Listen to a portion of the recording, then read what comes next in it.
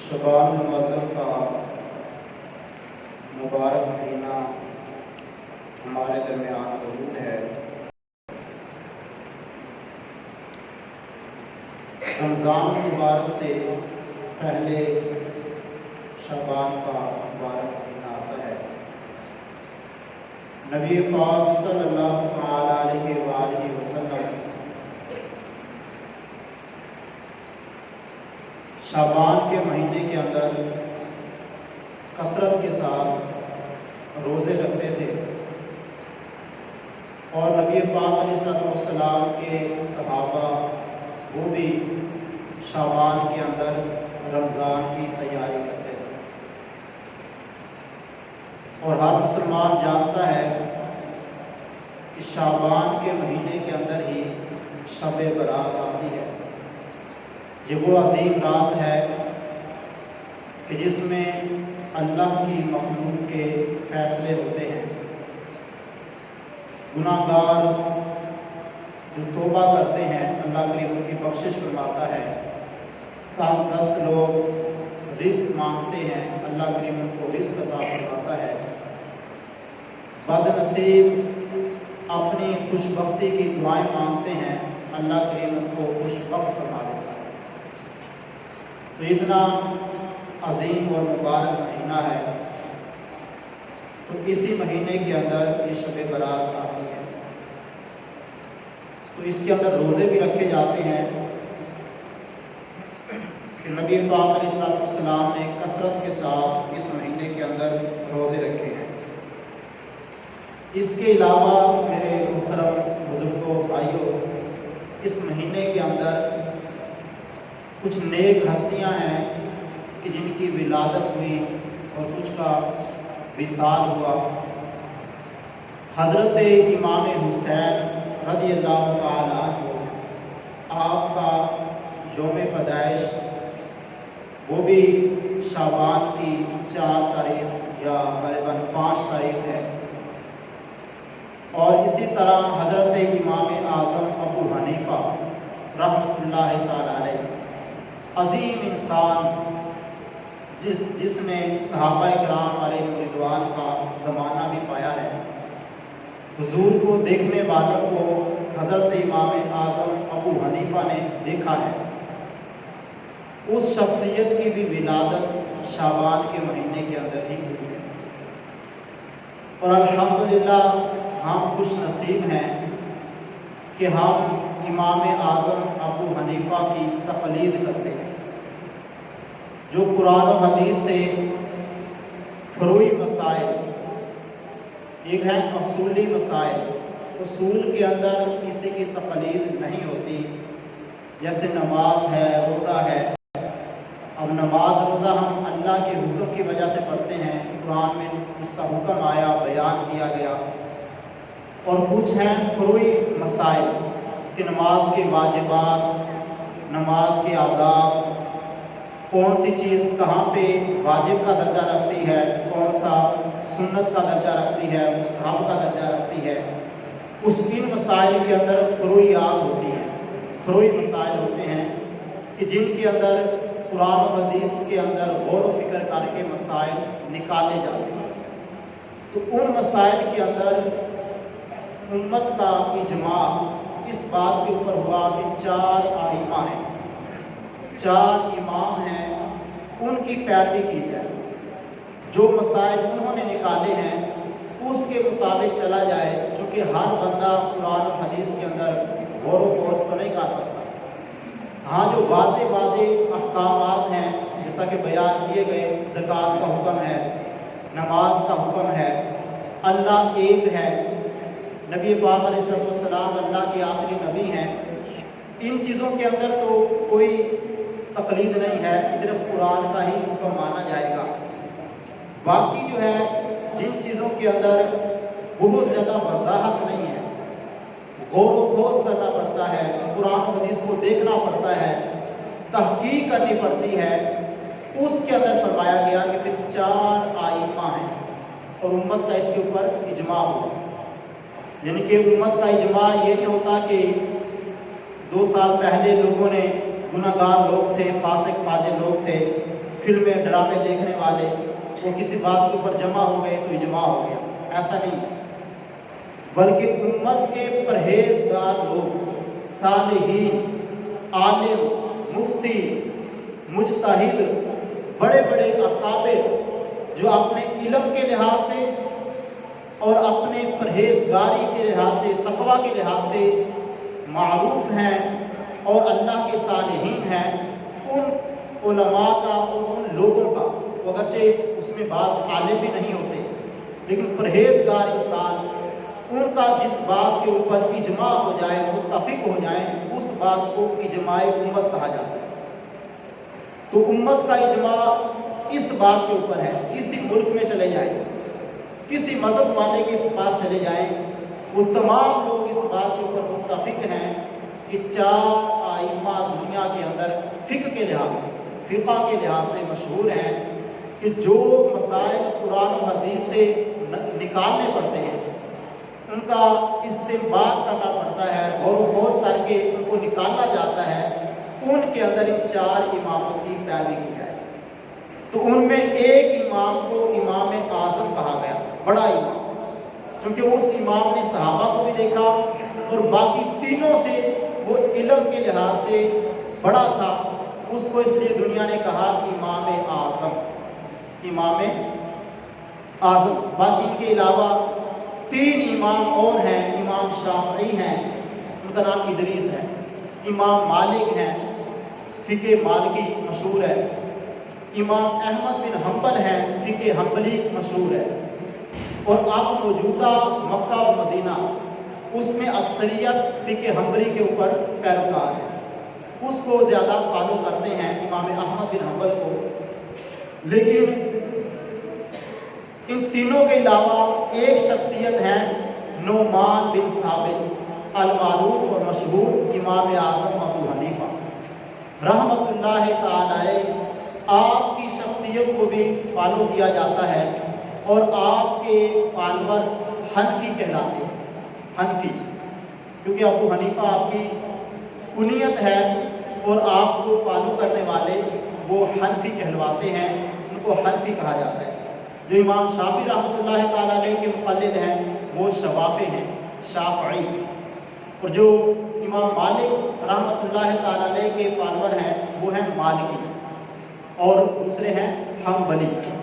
تو یہ 4 امام دنیا کے اندر مشہور اور معروف ہیں۔ تو ہندوستان اور پاکستان اور ترکی، اسی طرح شام، مصر، اور میرے پاس ایک کتاب ہے مصر کی، یہ مصر کی الازہر یونیورسٹی، اس کا آج سے 400 سال پہلا مدرس، آج سے 400 سال پہلے کا جو ایک عظیم مدرس ہے، اس نے مصر کے اندر یہ کتاب لکھی تھی، اور یہ امام اعظم ابو حنیفہ کے جو اپنا فروعی مسائل ہیں قرآن و حدیث سے نکالے ہوئے، جو ہماری نماز ہے، وہ مسائل اس کے اندر بیان کیے گئے۔ جیسا کہ ہم ہاتھ ناف کے نیچے باندھتے ہیں اور ہم امام کے پیچھے الحمد نہیں پڑھتے، اور اسی طرح ہم جب ہاتھ اٹھائیں گے تو کانوں کی لو تک اٹھائیں گے، کانوں کی لو تک ہاتھ اٹھائیں گے، ایسا نہیں کہ صرف یہ کر لیں۔ ہاں، خواتین کے لیے، عورتوں کے لیے مسئلہ یہ ہے کہ عورتیں یہاں پہ کریں، اپنے کندھوں تک۔ جو مرد حضرات ہیں وہ اپنے ہاتھوں کو بلند کریں گے کہ کانوں کی لو تک انگوٹھے پہنچ جائیں، اور پھر جب ہاتھ باندھے ہیں تو ناف کے نیچے ہاتھ باندھے جائیں، ناف کے نیچے، ایسا نہیں ہے کہ اوپر کر کے باندھ لیں۔ یہ امام اعظم ابو حنیفہ رحمۃ اللہ تعالی علیہ جو قرآن و حدیث سے مسائل نکالے ان میں، اور ہے ایسا ہی۔ یہ الگ بات ہے کہ ہمارے پاس علم نہیں ہوتا، ہمارے پاس علم نہیں ہوتا، ہم کر رہے ہوتے ہیں تقلید میں ہوتے ہیں، لیکن ہمیں پتہ نہیں ہوتا کہ ہاتھ باندھنے کہاں پہ ہمارے ہاتھ۔ ہاں، جو شوافی ہیں، امام شافعی رحمۃ اللہ تعالی علیہ، وہ فرماتے ہیں کہ ہاتھ ذرا سینے پہ باندھے جائیں، اوپر باندھے جائیں، اور جب اپنا نماز شروع کرنی ہے تو اللہ اکبر یہاں پہ کیا جائے۔ یعنی کہ ہم کو غلط نہیں کہتے، وہ بھی قرآن و حدیث سے اپنے مسائل نکالتے ہیں، لیکن بات یہ ہے کہ ہر بندہ یہ مسائل نہیں نکال سکتا، بلکہ بندوں کے لیے امت کا اجماع یہ ہوا کہ ان ائمہ کو پیروی کرتے ہوئے جو یہ قرآن و حدیث سے مسائل نکالیں وہ بھی فروعی مسائل، اصولی مسائل کی بات نہیں ہے۔ اللہ ایک ہے، ایسا نہیں کہ ہمیں امام شافعی کہیں کہ اللہ ایک ہے تو مان لو، نہیں، ہمارے قرآن نے کہا وحدہ لا شریک لہ، وہ ایک ذات ہے، لا الہ الا ہو، اس کے سوا کوئی معبود نہیں ہے۔ یہ اصول ہے، یہ اصولی مسئلہ ہے، تو ہم پیروی کر کے نہیں بلکہ قرآن کا حکم سمجھتے ہوئے ہم اللہ کو ایک مانتے ہیں۔ یہ اللہ کا حکم ہے، قرآن میں فرمایا گیا۔ اسی طرح نماز میں ایسا نہیں ہے کہ امام اعظم ابو حنیفہ نے، امام مالک نے، امام شافعی نے کہا کہ نماز پڑھو تو ہم نماز پڑھتے ہیں۔ یہ اصولی مسئلہ ہے، قرآن نے حکم دے دیا واقیم الصلاۃ، ہم نے مان لیا، اصولی مسئلہ ہے کہ ہم نماز پڑھیں گے۔ ہمارے نبی اسلام کی حدیثوں نے بتایا، باقی آگے پھر حدیثوں کے اندر مختلف اقوال، مختلف احادیث آئی، سند کے لحاظ سے، ہر لحاظ سے ان کو جب چیک کیا گیا، دیکھا گیا، تو پھر کچھ فروعی مسائل الگ ہوئے۔ فروعی مسائل ان کے اندر پھر ان اماموں نے اپنی ریسرچ کی، اتنی ریسرچ کی کہ آج دنیا کے اندر جس بھی آپ مذہب کے پاس چلے جائیں گے، امام شافعی کا نام لیں گے تو وہ اسی وقت بتا دے گا کہ دنیا کے اندر ایک امام شافعی گزرا ہے، عوام بھی بتا دے گی۔ امام مالک کا نام لیا جائے، عوام کے اندر لیا جائے، عوام بتا دے گی کہ دنیا کے اندر بہت بڑا امام مالک گزرا ہے۔ اور امام احمد بن حنبل کا نام لیا جائے، عوام کے اندر لیا جائے، علماء کے اندر لیا جائے، بالخصوص وہ کہیں گے دنیا کے اندر بہت بڑا امام احمد بن حنبل گزرا ہے۔ اور جب امام اعظم کا نام لیا جائے گا تو پھر دنیا سمجھ جائے گی کہ وہ امام اعظم ابو حنیفہ رحمۃ اللہ تعالی علیہ ایک بہت بڑے مسائل کو بیان کرنے والے ایک امام گزرے ہیں۔ تو بہرحال ہم انشاءاللہ مسائل بھی بیان کرتے رہتے ہیں، کریں گے۔ دو چار میں نے بیان کر دیے ہیں کہ ہاتھوں کے لحاظ سے کیا کرنا ہے، لیکن اس کے ساتھ ساتھ تمام بھائی توجہ بھی فرمائیں کہ چونکہ امام اعظم ابو حنیفہ کی ولادت کا یہ مہینہ ہے، شعبان کے اندر غالباً 2 شعبان کو حضرت امام اعظم، آپ کا نام ہے نعمان بن ثابت، نعمان بن ثابت آپ کی ولادت ہوئی ہے۔ اور فقہ حنفی، ہم سبھی فقہ حنفی ہیں، تو کوئی نہ ماننے تو الگ بات ہے کہ علم نہیں رکھتا، ورنہ وہ جو جہاں باندھ رہا ہے وہ امام اعظم ابو حنیفہ کا پیروکار بن کے ہاتھ وہاں یہاں باندھ رہا ہے، اس کو علم نہیں ہے، اس کی اپنی مرضی ہے، اس کی اپنی ناقص اور کمزوری ہے، ورنہ وہ مان رہا ہے کیونکہ اس کے ماں باپ نے بتایا ہے کہ ہم یہاں باندھتے ہیں۔ تو ایک دنیا کے اندر امام آیا تھا، امام اعظم، اس نے ہمیں بتایا تھا کہ قرآن و حدیث کے اندر یہ مسئلہ ہے، تو ہم اس لیے اگرچہ اولادیں آئیں، اولادوں کو پتہ ہی نہ چلا، اولادوں کو حاصل نہ کیا، فلاں نہ ہوا، تو ہمیں کیا پتہ چلا مسئلہ آیا، نہیں یار کسی نے بتا دیا امام صاحب کی بات ہے، نہیں ہمیں تو فلاں مولوی صاحب نے کہا تھا کہ قرآن کی بات کرنی ہے، تو تم امام کی بات کر رہے ہو۔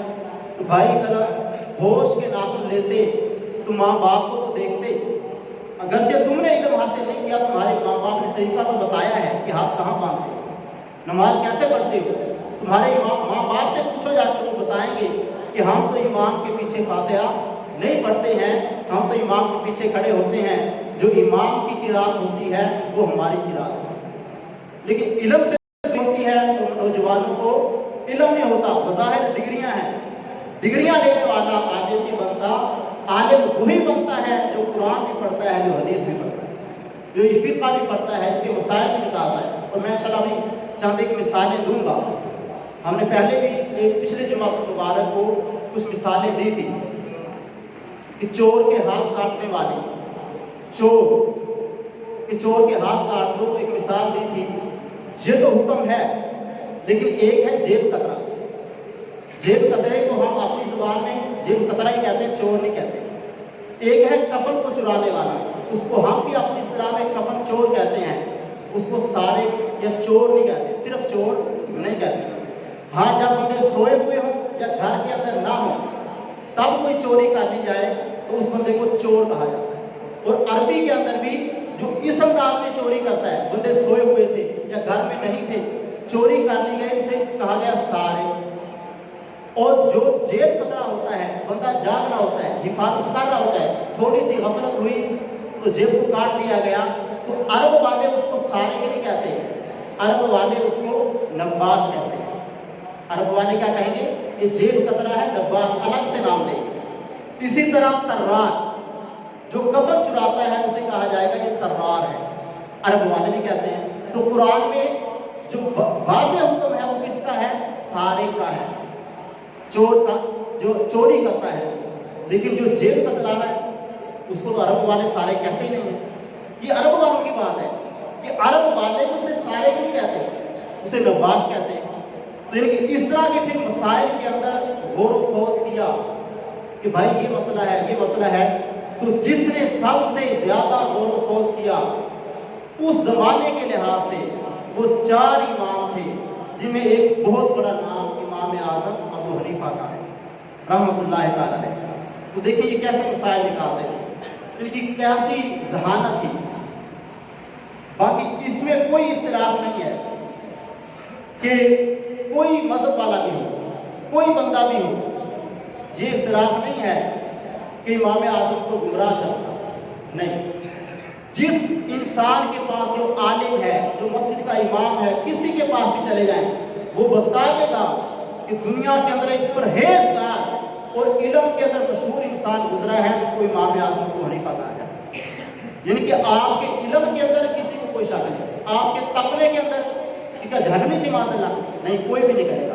जहाँ भी जाएंगे वो कहेगा बहुत परहेजगार, बहुत परहेजगार था। इतना परहेजगार था कि एक मरतबा कर्जा लेने किसी के पास गए, कर्जा लेना था, कोई मजूसी शख्स था, उसने आपसे पैसे लिए थे, आप अमीर भी बहुत थे, कपड़े का कारोबार था, इमाम आज़म अबू हनीफा था, बड़े अमीर कबीर बंदे थे, और किसी ने आपको मशवरा दिया था, आप बाजार के अंदर कपड़ा बेच रहे थे, किसी एक अल्लाह के वली ने आपको देखा, आप नौजवान खूबसूरत फारसी नस्ल थे, ईरानी फारसी नस्ल, तो आपका मुबारक माथा देखा गया, निशानी देखी गई। तो उस अल्लाह के बंदे ने बताया, जो एक बड़ा आलिम था, परहेजगार था, कहा कि तुम्हारी पेशानी के अंदर मुझे बहुत एक इल्म नाफे वो नजर आ रहा है, और तुम यहाँ बाजार में कपड़ा बेच रहे हो, ये भी हलाल रिज़्क़ का जरिया है, तिजारत है, कपड़ा भी बेचो, और जो असल विरासत है तुम्हारे नबी अलैहि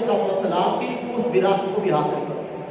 फिर इमाम आज़म अबू हनीफा रहमतुल्लाह तआला ने मज़ीद इसकी तरफ तवज्जो की, तो ऐसा इल्म हासिल किया, ऐसा इल्म हासिल किया कि दुनिया आपको इमाम आज़म कहने लगी, बड़ा इमाम आज़म अबू हनीफा रहमतुल्लाह तआला अलैह। तो आपका तकवा भी ऐसा था कि मजूसी के पास गए, कर्जा दिया हुआ था, जब गए तो क्या हुआ कि अचानक बेख्याली में, जिस तरह खंकार होता है, थूक होता है, वो आ जाता है, वो बेख्याली में आपने उसकी दीवार की तरफ जो है ना चला गया। अब दीवार की तरफ चला गया, अब आप रहमतुल्लाह तआला अलैह ने उसके दरवाजे पे दस्तक दी और कांप रहे थे, रो रहे थे। वो आया तो वो अपनी तरफ से डर रहा था कि मुझसे कर्जा मांगेगी, कि मैंने इससे पैसे लिए हैं। तो आपने फरमाया कि मसला ये है कि मैंने बेख्याली में आपकी दीवार के ऊपर थूक दिया है, अब अगर मैं उसको उतारता हूँ तो आपकी दीवार की मिट्टी गिरती है, दीवार की मिट्टी गिरेगी और आपकी दीवार का नुकसान होगा, और अगर इसको ऐसे ही छोड़ देता हूँ तो आपकी दीवार को मैंने खराब कर दिया। तो अब मैं परेशान हूँ, क्या करूँ, इसको मसले को कैसे हल किया जाए। तो जब आपने ये बात उसके सामने रखी, कि आपका तकवा था, वरना आप ना बताते, तो फरमाया कि आपके साथ ज्यादती हुई है। तो उस जब मजूसी ने देखा कि ये मुसलमानों का इमाम इतना परहेजगार है, इतना हकूकुल इबाद का ख्याल रखता है, इतना मुआशरे का बंदों का ख्याल रखता है, तो फरमाया जब एक इस्लाम का कलमा पढ़ने वाला एक बंदा ऐसा है तो पूरा इस्लाम कैसा हो। बातें बाद में होंगी, पहले अपना हाथ बढ़ाओ, आपके हाथ के ऊपर मैं इस्लाम कबूल करता हूँ। ये थी इमाम आज़म अबू हनीफा रहमतुल्लाह तआला अलैह की शख्सियत, यानी आपके तक़वे के बड़े मसाइल हैं। तो फिर जैसे उसने बताया कि मैं आपको इजाज़त देता हूँ, तो उसकी इजाज़त से आप उसकी सफाई करके फिर आप आगे बढ़े। तो बहरहाल आपका तक़वा आपकी जगह, और आपके बारे में कुरान और हदीस के अंदर बशारतें आई। ये बातें तमाम वजह से, छोटे वाक़यात नहीं हैं, मैं कुछ इल्म की बात देना चाहता हूँ। हज़रत इमाम आज़म अबू हनीफा रहमतुल्लाह तआला अलैह आपकी शान कुरान और हदीस के अंदर आई है। कुरान और हदीस के अंदर सूरतुल जुमा, आज जुमा का दिन है, सूरतुल जुमा के अंदर एक कुरान पाक की आयत है सूरतुल जुमा के अंदर। उसके अंदर है कि ऐ नबी, हमने आपको उम्मीयीन की तरफ रसूल बना के भेजा। हुवल्लज़ी बअसा फिल उम्मीयीना रसूला मिनहुम, हमने आपको अनपढ़ों की तरफ एक रसूल बना के भेजा है, उम्मी लोगों की तरफ। उम्मी का एक तर्जुमा अजमी भी है, जो अरब वाले नहीं हैं, अजमी लोग हैं। तो हमने आपको यानी कि उम्मियों की तरफ रसूल बना के भेजा। उसे अगले वाली आयत है व आखरीना मिनहुम लम्मा यल्हक़ु बिहिम, और हमने आपको उनकी तरफ भी रसूल बना के भेजा जो अभी आपके ज़माने में तो नहीं है, लेकिन इनके बाद के ज़माने के अंदर वो लोग आएंगे, जो इनको मिले हुए नहीं होंगे, इनके बाद के ज़माने में आएंगे। तो आप सही मुस्लिम उठा के देखिए, सही मुस्लिम, बुखारी के बाद मकाम सही मुस्लिम का है ये वाली आयत कि हमने आपको उम्मीयीन की तरफ रसूल बना के भेजा, और उसके बाद वाले लोग जो इनसे मिले नहीं हैं वो आए हैं, तो उनकी तरफ भी आपको रसूल बनाकर भेजा, और आप उनको किताब व हिकमत सिखाते हैं, आप उनको पाक करते हैं। सहाबा ने पूछा या रसूल वो कौन से लोग हैं, वो कौन से लोग हैं? सही मुस्लिम में आता है कि हज़रत सलमान फारसी बैठे हुए थे, हमारे नबी ने फरमाया उनके कंधे के ऊपर हाथ रख के, लोगों सुन लो, फारस के अंदर एक फरजंद पैदा होगा। इस आयत में उस फरजंद की तरफ इशारा किया गया, फारस में एक फरजंद होगा। सलमान फारसी के ऊपर हाथ रख के फरमाया फरजंदान फारिस कुछ ऐसे पैदा होने वाले हैं, अगर ये किताब व हिकमत सुरैया सितारे के करीब भी हो, फरमाया अल्लाह उनको ऐसा इल्म अता फरमाएगा, वो उस इल्म व हिकमत को सुरैया सितारे से लेकर दुनिया के अंदर आकर फैला दें। ये सही मुस्लिम के अंदर हदीस है। और जितने भी हैं उलमा, जितने भी मुस्तनद उलमा हैं, वो सब कहते हैं कि यहाँ पर जो इशारा था वो इशारा नुमान इब्ने साबित इमाम आज़म अबू हनीफा की तरफ था। फारसी नस्ल है, आप फारस के रहने वाले हैं, सलमान फारसी की तरफ इशारा किया गया। और उलमा ये भी फरमाते हैं कि ये जो फरमाया गया ना कि इल्म हासिल करो, चीन जाना पड़ेगा, ये अरब की तरफ इशारा नहीं है, अजम की तरफ इशारा है। तो यहाँ भी उलमा फरमाते हैं इशारा ये मिलता है कि अरबों के अलावा अजम के अंदर एक ज़ात ऐसी पैदा होगी, एक फरजंद ऐसा दुनिया में आएगा कि जिसकी इल्म के ढंके पूरी दुनिया के अंदर बजते रहेंगे। वो अजमी होगा, वो फारसी नस्ल कौन होगा? वो इमाम आज़म अबू हनीफा रहमतुल्लाह तआला अलैह की ज़ात पाक होगी। ये तो आप देखें कुरान और हदीस के लिहाज से ये बातें सुन ली। अब आपकी जहानत की तरफ आए, आपने कुरान और हदीस के अंदर कैसे गौर खोज किया? तो बाद लोग ये समझते हैं कि शायद यार जब इमामों की बात आ जाती है, हमारे नौजवान भी अच्छे खासे पढ़े लिखे होते हैं, इमाम साहब की बात कर दी कि यार इमाम साहब का एक कौल है, इमाम आज़म अबू हनीफा का, इमाम शाफी का, वो कहते नहीं यार कुरान की बात हो, हदीस की बात हो।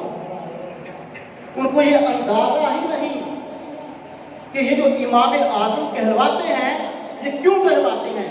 इसलिए कि दुनिया सो जाती थी, हमारा इमाम कुरान के अंदर गौर कर रहा होता था, हदीस के अंदर गौर फिक्र कर रहा होता। ये ऐसा शख्स नहीं था। अब सुने, अब आप ही सुने, मैं एक सवाल करता हूँ। औरत अपने बच्चे को दूध पिलाती है, ये क्वेश्चन है, तो कितने साल तक पिला सकती है? कोई बताए? 2 साल। 2 साल तक है वो अपने बच्चे को क्या करेगी? दूध पिलाएगी। उसके बाद हुक्म नहीं है। अब कुरान में भी यही है, वल वालिदातु युर्दिना औलादहुन्ना हौलैनि कामिलैनि। फरमाया कि जो माएँ हैं वो अपने बच्चों को पूरे 2 साल दूध पिलाएंगी। आई युतिम्मर रदाअ, अगर दूध पिलाने की मुद्दत पूरा करना चाहती हैं 2 साल पिलाएंगे। अब ये तो बात है, इमाम आज़म ابو حنیفہ رحمۃ اللہ تعالیٰ علیہ، اور ہم سب حنفی، ہمارے جو حنفی علماء ہیں، آپ فرماتے ہیں کہ دودھ پلانے کی مدت 2.5 سال ہے۔ مدت رضاعت کتنی ہے؟ 2.5 سال۔ اب یہ غور کرنا، مدت رضاعت کتنی ہے؟ 2.5 سال۔ یہ احناف کا موقف ہے، احناف کا موقف 2.5 سال ہے۔ اب کوئی قرآن پاک کی آیت لے کے آ جائے، دیکھو قرآن میں تو یہ لکھا ہوا ہے وَالْوَالِدَاتُ يُرْضِعْنَ أَوْلَادَهُنَّ حَوْلَيْنِ كَامِلَيْنِ، اور تم امام اعظم کا قول لے کر آ گئے ہو کہ وہ کہتے ہیں کہ 2.5 سال ہے، تو ہم ان کو کیا جواب دیتے ہیں؟ ہم کہتے ہیں کہ ہمارا امام صرف ایک آیت کو نہیں دیکھتا تھا، ایک نص کو نہیں دیکھتا تھا، ہمارا امام کو پورا قرآن پاک دیکھا کرتا تھا۔ وہ سونے والا نہیں تھا، وہ جاگتا تھا، وہ غور و خوض کرتا تھا۔ ہمارے امام فرماتے ہیں قرآن میں جہاں پر حولین کاملین 2 سال کا ذکر ہے، اسی طرح قرآن کھا کر دیکھو وَوَصَّيْنَا الْإِنسَانَ بِوَالِدَيْهِ إِحْسَانًا حَمَلَتْهُ أُمُّهُ كُرْهًا وَوَضَعَتْهُ كُرْهًا وَحَمْلُهُ وَفِصَالُهُ 30 شهرًا۔ قرآن میں یہ بھی ہے، قرآن میں یہ بھی ہے کہ ماں اپنے بچے کو جنتی ہے۔ پہلے فرمایا حَمَلَتْهُ أُمُّهُ كُرْهًا، اس نے تکلیف کے ساتھ اپنے بچے کو اٹھایا، وَوَضَعَتْهُ كُرْهًا، تکلیف کے ساتھ اس کو پیدا کیا، وَحَمْلُهُ وَفِصَالُهُ، اور اس کے گود کی، اس کے اٹھانے کی اور دودھ چھڑانے کی مدت 30 شهرًا، وہ 30 مہینے ہے۔ وہ کتنی ہے؟ 30 مہینے۔ 30 مہینے کتنے ہوتے ہیں؟ 2.5 سال۔ یہ مسئلے وہ ہیں جو علماء ٹائم پہ بیٹھ کے پڑھاتے ہیں، ہم تو علماء کو اعتراض کرتے نہیں، کیا پتہ ہے؟ یہ وہ مسئلے ہیں جو قرآن میں غور و خوض کیا جاتا ہے۔ قرآن کہہ رہا ہے 30 شهرًا، 30 مہینے، تو کتنے سال بنتے ہیں؟ 2.5 سال بنتے ہیں۔ تو اب کیا جواب ہوگا؟ اب کیا جواب ہوگا؟ اس آیت پہ عمل کرو گے یا اس پہ عمل کرو گے؟ بتائیے۔ آپ تو کہہ رہے تھے 2 سال ہے، اور آپ کے سامنے نوجوان بیٹھا ہو، مولانا صاحب سے یہی بات کرتے ہیں کہ 2 سال ہے، بات ختم ہو گئی، آپ جاؤ، کوئی آپ کے سامنے لا کر دیکھو تم کس کو پیروکار ہو؟ امام اعظم کو ہونے بعد کون ہو؟ حنفی ہو۔ حنفی تو یہ کہتے ہیں کہ 2.5 سال ہے، قرآن میں تجھے لکھا ہوا ہے، اور آپ کو بھی مولانا صاحب نے بھی یہی کہا، تو پھسل گیا بندہ، نوجوان پھسلا۔ علم سیکھنا ضروری ہے یا نہیں ہے؟ بولیے۔ بندہ دکان پہ بیٹھا ہو، ایم اے کی پی ایچ ڈی کی ڈگری ہو، یہ مسائل نہ آتے ہو، بتائیے بندہ عالم کہا جائے گا؟ علم والا کہا جائے گا؟ پھسلنے کے چانس ہیں یا نہیں ہے؟ بولیے۔ تو علم حاصل کرنا، کوئی کہتا ہے کہ سکول کو ٹھیک ہے بڑی اہمیت دی گئی، فلاں کو اہمیت دی گئی، ٹھیک ہے اہمیت ہے، لیکن جو چٹائیوں کے اوپر بیٹھ کے، ٹوٹی پھوٹی دریوں کے اوپر بیٹھ کے جو علم حاصل کرتے ہیں، ان کا کوئی مد مقابل نہیں ہو سکتا ہے، ان کا مقابل نہیں ہو سکتا۔ تو اب آپ کے سامنے کوئی وہ آیت پیش کر دے تو تمہارا امام تو یہ کہتا ہے امام اعظم، تو ہم کہیں گے ہمارا امام ایک نص نہیں دیکھتا تھا، پورا قرآن دیکھا تھا۔ تو اب مسئلہ ختم نہیں ہوا، ابھی دلائل ہیں اس کے اوپر، اس کے اوپر بڑے دلائل ہیں۔ وہ کیا؟ سنیے، امام اعظم ابو حنیفہ کی شخصیت دیکھیے، دلائل سنیے۔ آپ فرماتے ہیں کہ وہ بات سچی ہے، 2.5 سال تک، 2 سال تک دودھ پلایا جائے گا، لیکن اس آیت میں اگر ہم دیکھیں تو یہ کہتی ہے 2.5 سال تک، لیکن آپ دلائل دیتے ہیں۔ دلائل کیا ہے؟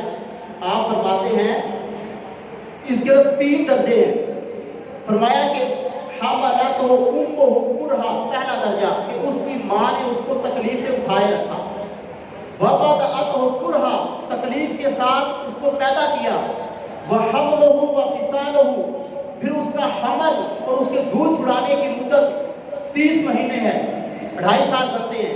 لیکن اگر اس حمل کو وہ والا حمل مراد لیا جائے، 2 بار حمل کا لفظ آیا، پہلے آیا حملتہ امہ، پھر اس کے بعد پھر آیا وحملہ وفصالہ، اس کے حمل اور دودھ چھڑانے کی مدت 30 مہینے ہے۔ تو پہلے بھی حمل ہے، وہ دوبارہ پھر حمل ہے۔ اگر حمل کا مطلب یہ ہو کہ جو ماں کے پیٹ کے اندر بچہ ہوتا ہے تو پھر 2 سال ہی بنتے ہیں، کیونکہ ماں کے پیٹ میں بچے کی کم از کم مدت کتنی ہے؟ 6 مہینے۔ 6 महीने का बच्चा भी पैदा हो जाता है, कम का हो तो बच्चा पैदा नहीं होता, मर जाता है। 6 महीने का हो माँ के पेट के अंदर, तो 6 महीने की मुद्दत कम से कम हमल की है। तो फरमाया कि अगर इस आयत में वहमल व फिसाल से मुराद 6 महीने माँ के पेट वाले लिए जाएं और बाकी फिर 24 महीने दूसरे लिए जाएं, तो फिर फरमाया कि दूध पिलाने की मुद्दत 2 साल ही बनती है, क्योंकि 6 महीने तो वो पेट के अंदर रह गया, बाकी 24 महीने 2 साल बने। लेकिन आप फरमाते हैं सिर्फ यही बात नहीं है, ये इल्मी मसाइल है। आप फरमाते हैं कि हमल सिर्फ माँ के पेट को नहीं कहा जाता, बल्कि हमल हामिला उसे भी कहा जाता है जो बच्चे को अपनी गोद के अंदर उठा के रखे, उसे भी हमला कहा जाता है। कैसे? बनी इसराइल की मिसाल दी गई कुरान पाक में कि उनकी मिसाल गधे की तरह है। गधा किताबें उठाए हुए हो अपनी कमर के ऊपर, उसे क्या कहा जाता है? हमल वाला। मसलुल्लाज़ीना हुम्मिलु तौराता सुम्मा लम यहमिलूहा कमासलिल हिमारी यहमिलू। हमल यहमिलू, गधा किताबें कमर के ऊपर उठा ले, पीठ के ऊपर उठा ले, गधा आगे नहीं बन जाता। तो रात वालों, तुम्हारे पास तो रात तो आ गई, अमल नहीं किया, तुम आगे नहीं बन सकते, आलामीन के ऊपर फजीलत नहीं रख सकते, ये तो गधे की मिसाल हो गई। आप फरमाते हैं कि हमल का माना पेट के अंदर भी है, हमल का माना तो जो गोद के अंदर या कमर के ऊपर कोई चीज उठाई हुई हो वो भी माना होता है। तो आप फरमाते हैं हमने एक आयत नहीं देखनी, हमने दोनों आयतें देखनी है। जब कोई मसला पूछने आएगा कि माँ बच्चे को दूध कब तक पिलाए, देंगे फतवा देंगे कि 2 साल तक दूध बच्चे को पिलाए। लेकिन अगर कोई मसला पूछने आ जाए कि मेरा बच्चा छोटा था, वो 2.5 साल का अभी नहीं हुआ था, 2 साल से ऊपर का था, उसने मेरी बहन का दूध पी लिया, मेरी जिनकी कोई औरत आए, औरत आकर कहे कि मेरे बच्चे ने वो किसी और औरत का दूध पी लिया, वो मेरी बहन थी, फूफी थी, कोई भी थी, गैर औरत थी, तो फिर फरमाया कि उसको फतवा दिया जाएगा कि 2 साल शुमार नहीं किए जाएंगे। अगर 2.5 साल के अंदर भी उसने दूध पी लिया तो मुद्दत रज़ाअत साबित हो जाएगी। उस बच्चे के जितने भी भाई हैं, बहनें हैं, जिसने उन माओं का दूध पिया है, उस माँ का, जिस माँ का इस बच्चे ने दूध पिया है, उसकी बेटियां इसके ऊपर हराम हो जाए। नहीं समझ आया? उसकी बेटियां, अब क्या होगा? जब मसला ये पूछा जाए कि माँ बच्चे को दूध कब तक पिलाए, तो कहो 2 साल। और अगर किसी का बच्चा दूध पी ले और उसकी उम्र 2.5 साल अभी ना हुई हो, 2 साल से ऊपर हो गया हो, वो किसी माँ का दूध पी ले, तो फिर फतवा ये दिया जाएगा कि मुद्दत रज़ाअत साबित हो गई, उस माँ की सारी बेटियां इस बच्चे के ऊपर हराम होगी, निकाह नहीं हो सकता। तो अब बताइए, ये कुरान पाक के अंदर गौर फिक्र है या नहीं है? एक आयत ने बता दिया, इसलिए दुनिया उसको क्या कहती है? इमाम आज़म। बोले, इमाम आज़म अबू हनीफा बैठे हुए थे, सुफियान बिन उयैना बड़ा इमाम है, हदीसें पढ़ के देखें, जो मुहद्दिसीन है, तवज्जो बात है कि ये इमाम हदीस के अंदर, कुरान के अंदर कैसा गौर करते हैं।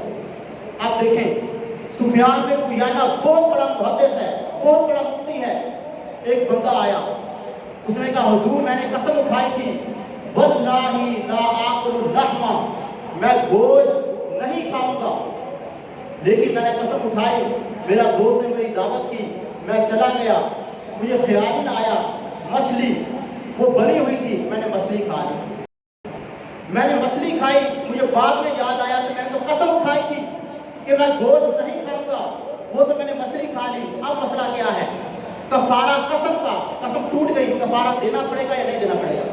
सुनिए, सुफियान बिन उयैना ने फतवा दिया कि आपको कसम का कफारा देना पड़ेगा, आपकी कसम टूट गई है।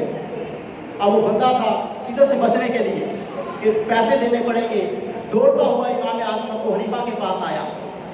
उलमा के पास तभी आते हैं ना जान छुड़ाने के लिए।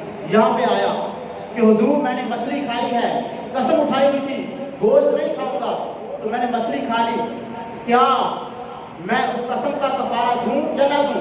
कसम टूटी है कि नहीं टूटी?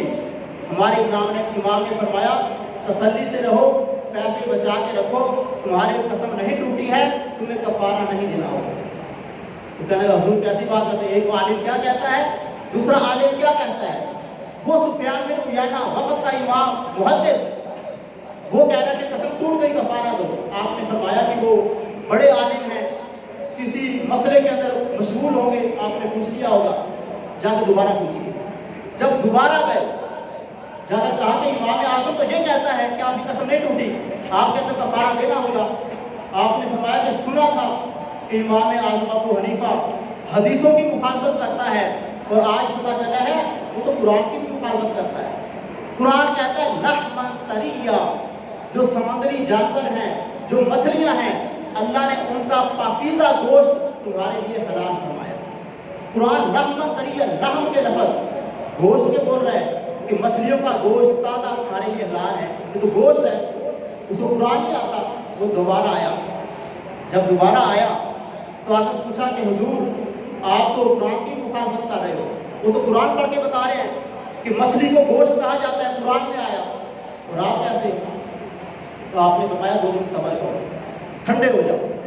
پھر 2 دن کے بعد پھر آیا، کسی بندے کو پکڑایا، کہا اس کو ساتھ لے کے جاؤ، سفیان بن عیینہ سے پوچھو کہ میں نے قسم کھائی ہے واللہ لا انام علی الفراش، کہ میں بستر کے اوپر نہیں سوؤں گا۔ اب وہ بندہ زمین پہ سو گیا، اس کی قسم ٹوٹی ہے یا نہیں ٹوٹی؟ سفیان بن عیینہ کے سامنے مسئلہ بیان کیا، وہ کہنے لگا کہ اگر قسم یہ کھائی تھی واللہ لا انام علی الفراش، بستر پر نہیں سوؤں گا، تو وہ زمین پہ سو گیا، قسم نہیں ٹوٹی۔ تو وہ امام اعظم ابو حنیفہ کے پاس آئے، آپ نے فرمایا اس سے کہو قسم ٹوٹ گئی ہے، قسم ٹوٹ گئی ہے۔ کیوں؟ سفیان بن عیینہ کہنے لگے کیونکہ تم نے بستر کی قسم کھائی تھی۔